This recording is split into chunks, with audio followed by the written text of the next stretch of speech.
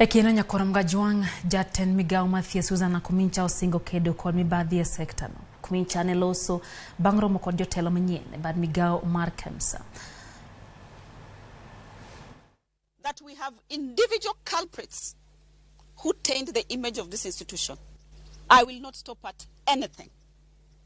Even if it means sending home a whole department, I am ready to deal with it.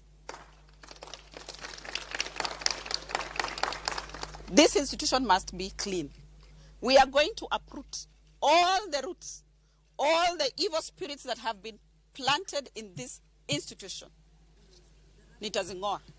Should you see, should you smell something that looks like corruption, please come and let me know. Whoever it is. And I said I might not have any other muscle, but I will name and shame anyone who is brought to my attention. Investigation is done, and they are known to have caused problems in this institution. Kormuga juang wadhi achiel kachiel nyaka doho